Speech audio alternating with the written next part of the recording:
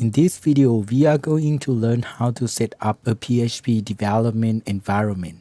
Okay, first of all, let's open Google Chrome and then search for Xampp. And then click on the link over here. Let's click on this icon for Windows. It's going to download the file for you. But if it doesn't download automatically, you can click on this link. The file size is about 150 megabytes. Okay, after the download is done, you just double click on the files and it's going to pop up user control. Just hit yes. And just click OK and then click next and click next. This is the default folder of Xampp. Just click next and next and next. Okay, and then just click finish. You will see that Xampp software will automatically open because we checked open is automatically. You can close it like now and then you will see the icon over here. You have to close it over here as well. And if you see the error like this, I will teach you how to solve the problem. If you don't see the error, you can skip the process and go to create a PHP project. I will put the chapter in the videos.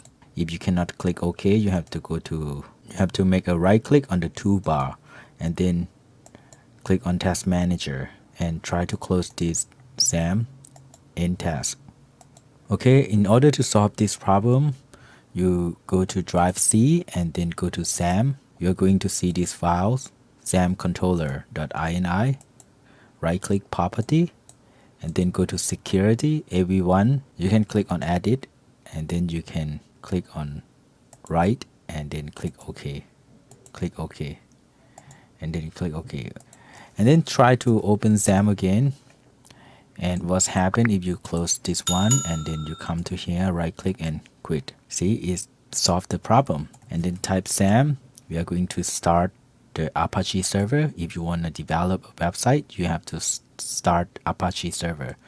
And then you have to start MySQL. This is for database. And if you want to config this Apache, you can click on config and you will see the files that you can config. For example, Apache httpd.config here. And you can config PHP over here. For example, if I type command prompt cmd and then I type php -version, hit enter, you will see that PHP version 8.2.12 has been installed on my computer. And if you want to go to PHP My Admin, you can click on admin over here. It will pop up a web browser with this URL. You can go to home here and create a new database over here. We won't talk a lot about database because this is the first video. The next thing that I'm going to teach you is how to create a PHP project. So in order to create a PHP project, you can go to Explorer over here. It will automatically open Drive C and Xampp for you. Or you can close this one, or you can go to Drive C over here and then go to Xampp and then go to HTTP docs. So you will create a project over here. Every time you want to create a project, you just right click and create new folder and then name a project.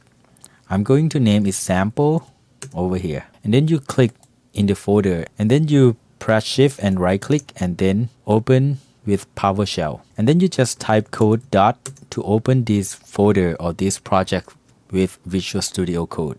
Make sure that you have installed Visual Studio Code on your computer. You can make a right click over here, new files, and then I'm going to name it index.php. Index.php is the first entity of a website. And let's go to web browser.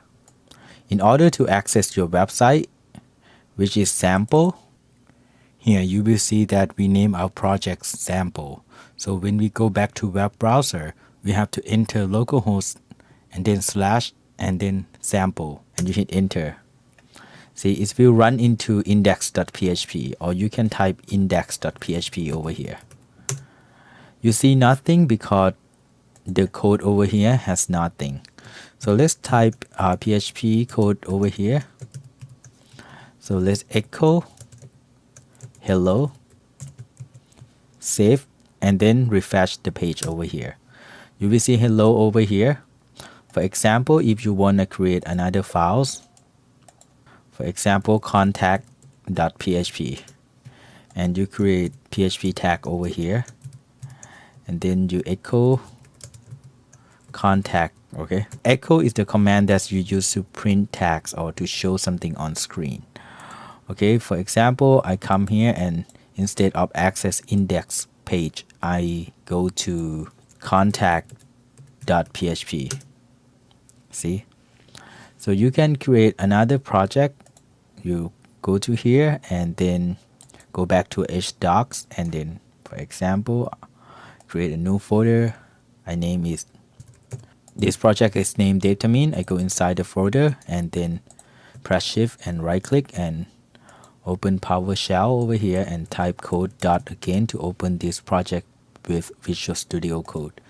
Let's create a new files and then index.php, and then create a PHP tag, and then let's echo print something on screen. Datamin project, save it.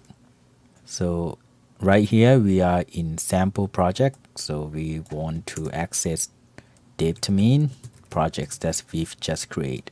Index.php, hit enter. You will see Datamin projects on the screen. Before we go to the next episode, I just want to recommend the VS Code extension that you have to install, so it will make your PHP coding easier.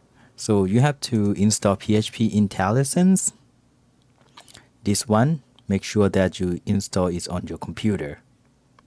Or you might install this one, PHP namespace resolver, and PHP doc blocker, and this one, PHP unit snippet.